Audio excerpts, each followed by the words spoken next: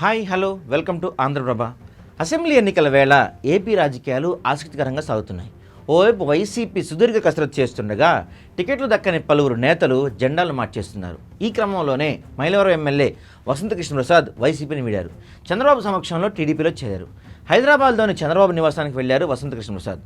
Party కండువా కప్పి పార్టీలోకి సాదరంగా ఆహ్వానించారు. గత కొంతకాలంగా మైలవరం రాజకీయాలు ఉత్కంఠంగా సాగుతున్నాయి. ఎమ్మెల్యే వసంత ఎప్పుడైతే పార్టీ మారతారనే చర్చ జరిగిందో అప్పటి నుంచి సమీకరణాలు వేగంగా మారుతూ వచ్చాయి. టీడీపీ నుంచి మాజీ మంత్రి దేవినేని ఉమ ఈ నియోజకవర్గ బాధ్యతలు చూస్తున్నారు. 2014 ఎన్నికల్లో ఈ సీట్ నుంచే గెలిచిన ఉమ మంత్రిగా కూడా పనిచేశారు. ఆ తర్వాత ఎన్నికల్లో వైసీపీ అభ్యర్థిగా పోటీ చేసిన వసంత చేతిలో ఆయన ఓడిపోయారు. వసంతకృష్ణ ప్రసాద్, దేవినేని ఉమ కుటుంబాల మధ్య విభేదాలు ఎప్పటి నుంచో ఉన్నాయి. రాజకీయంగా తీవ్రమైన విమర్శలు గుప్పించారు. మట్టి తవ్వకాల విషయంలో ఎమ్మెల్యే వసంతపై తీవ్ర స్థాయిలో ఆరోపణలు చేశారు దేవినేని. కొన్నేళ్లుగా ఈ రెండింటి కుటుంబాల మధ్య ఆధిపత్య పోరు నడుస్తున్న నేపథ్యంలో ఎన్నికలు సమీపిస్తున్న వేళ ఒక్కసారిగా పరిణామాలు మారిపోయాయి. వసంతకృష్ణ ప్రసాద్ వైసీపీని వీడి తెలుగుదేశంలోకి రావడంతో టికెట్ ఎవరికి దక్కబోతుందనేది టాక్ ఆఫ్ ద మైలవరంగా మారింది.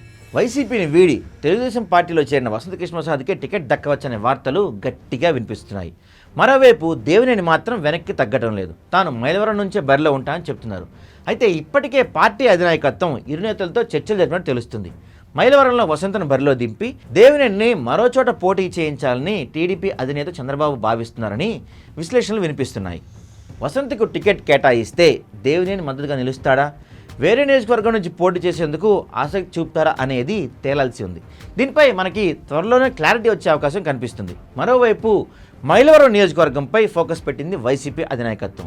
ఇక్కడ నియోజకవర్గ ఇన్ఛార్జిగా బాధ్యతలను బీసీ సామాజిక వర్గానికి చెందిన తిరుపతిరావు యాదవ్ నియమించింది వైసీపీ హైకమాండ్. అయితే జెడ్పీటీసీగా ఉన్న తిరుపతిరావు యాదవ్ను ఇన్ఛార్జిగా నియమించిన వైసీపీ ఇక్కడ పూర్తిగా బీసీ కార్డు ఆస్త్రంతో ముందుకు వెళ్లేందుకు సిద్ధమైంది. అయితే వచ్చే ఎన్నికల్లో అత్యంత హాట్ సీట్గా ఉన్న మైలవరంలో ఎవరి వ్యూహాలు వర్కౌట్ అవుతాయనేది మాత్రం వేచి చూడాల్సి ఉంది.